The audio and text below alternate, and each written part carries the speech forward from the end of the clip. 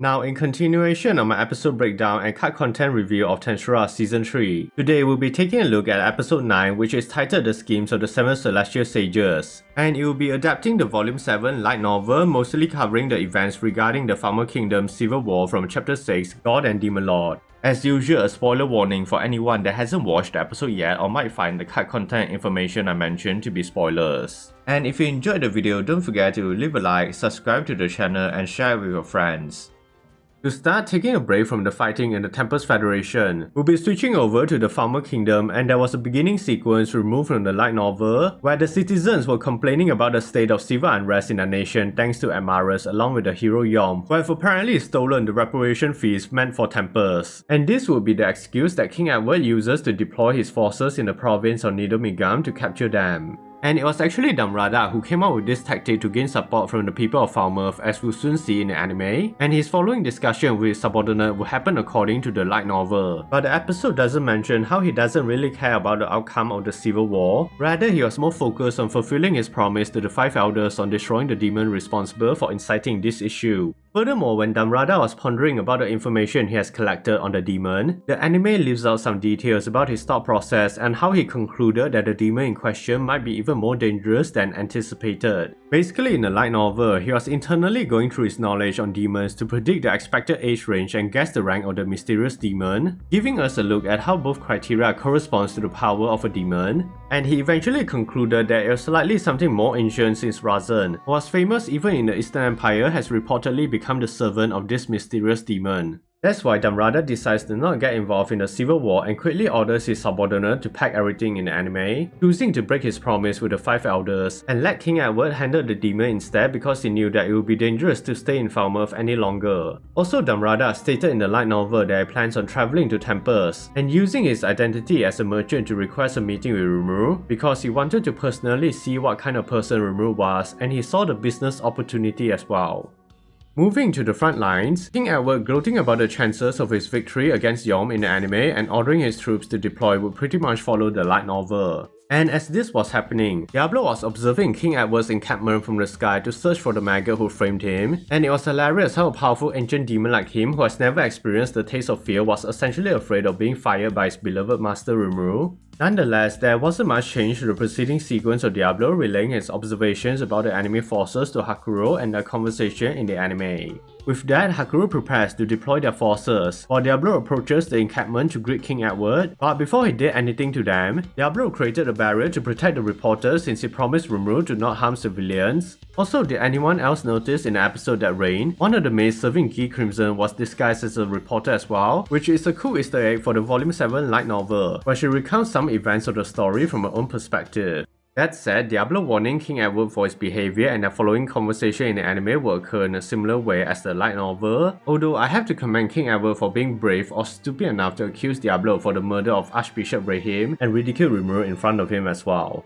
Of course, Diablo personally doesn't care about the accusations on him, but when King Edward brought Rimuru's name into this matter, Diablo was deeply angered by it, so he plans on releasing his aura to intimidate and force the enemy into submission through fear. But before he activated his Demon Lord Haki, the Demon Hunters were ordered by King Edward to eliminate Diablo, and the anime would leave out some minor details about them from the light novel. To explain, Demon Hunters were established in the Eastern Empire because demon attacks were a common occurrence in their nation due to it being home to one of the Primordial demons, and because of the constant fighting, Demon Hunters became specialists when it comes to dealing with demons, and they were quite famous as the toughest among the monster fighters, even being renowned in the Western nations, so they often get hired as mercenaries to deal with demons. It was for this reason they were confident in defeating Diablo, so back to the fight, it was quite sporting to let the Demon Hunters perform their attack like we see in the anime, because that way, he can inspire the greatest amount of fear once they failed, and unsurprisingly, he was completely unharmed by their Thunderbolt attack. With that, it was Diablo's turn to show them his overwhelming pressure in the anime, and the following sequence of everyone shitting themselves and fainting afterwards due to his Demon Lord Haki played out in a similar fashion to the light novel, with only Sare, Glenda and the leader of the Demon Hunters still standing.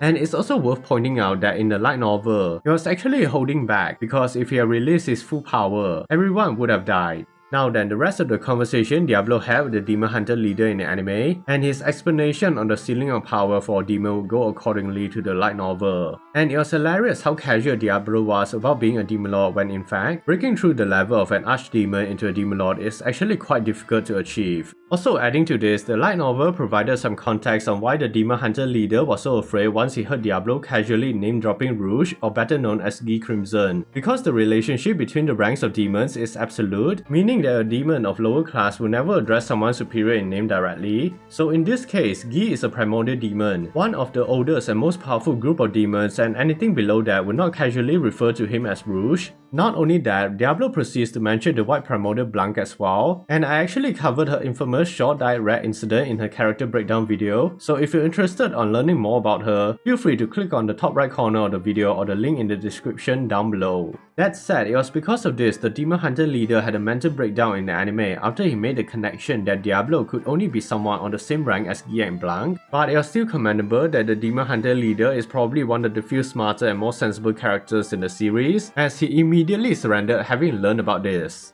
In any case, after the Demon Hunters evacuated King Edward along with the fallen soldiers, Sarah prepares to engage Diablo in battle, but before he attacks, some of his internalized thoughts from the light novel were removed from the episode. For instance, Sarah was apparently angered by Diablo's casual attitude, finding it to be quite humiliating, and he was also appalled by the performance of the Demon Hunters, stating that he only allowed Glenda to let them join because he assumed they would put up a better fight. Additionally, Sarah was greatly underestimating Diablo because he doesn't recall reading about any demons fitting his descriptions in historical documents, and he thought that calling Guy and Blanc directly by name wasn't something significant. But it was stated in the light novel that it was because Sarah's demon knowledge was lacking. That's why he thought that being a primordial wasn't an issue, and having almost killed Demon Lord Roy once before, he was confident in defeating Diablo. But I digress, none of Sarah's attacks were landing on Diablo, and he finally realized who he was facing when Diablo revealed that he has evolved into a Demon Lord, or also known as a Demon Peer. And it was hilarious the Demon Hunter leader outright fainted after hearing this. Nevertheless, compared to the anime, the light novel provided a more detailed explanation on the Demon Peer. Essentially, it's an evolutionary stage that can only be achieved by the most powerful archdemons, and they were considered to be disaster level threats that are kept completely hidden from the public to avoid mass panic, and their power was said to be greater than the average Demon Lord. And even though records of their actions in the Tensura World can only be found in ancient texts, many people know that Demon Peers are indeed real, because all the proof they need is to look at the existence of the strongest Demon Lord, Guy Crimson.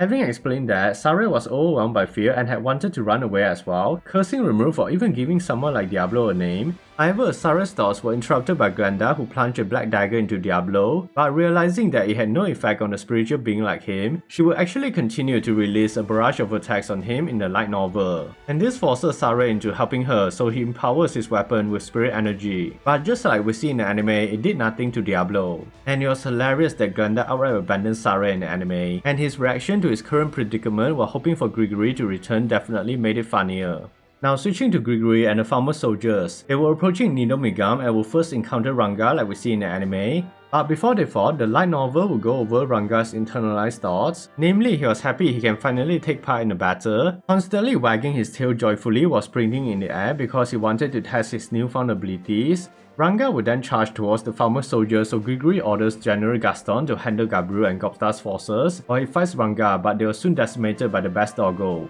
That's why Gabriel said the battle would be over before it even started, and it was definitely quite anticlimactic since Gabriel along with Goptar were expecting a war, not a one-sided massacre by Ranga. Also in the light novel, when Goptar arrives at Ranga's position, he stated that some of the soldiers were being thrown around by Ranga, while some were lying on the ground unconscious or weeping and praying to God at the side. And it was cute how he immediately changes his size once Goptar said that Remove will scold him if he accidentally kills Gregory, although the guy was actually fine because he has the immovable effect, but the same can be said about his mental health since he'll develop a fear of dogs after this ordeal. With the Falmuth soldiers retreating, the battle in Nidomigam ended, and returning to Sarah, he was still struggling against Diablo, but the light novel provided a bit more information about his abilities, such as his unique skill Omnipotent One, which allows him to understand the opponent's technique with a single look, and he can even learn from them as well, similar to Hinata's Usurper. In addition to that, Sarah is also capable of using chi fighting techniques, and this allows him to imbue a magic effect into his own fighting spirit to produce powerful sword attacks.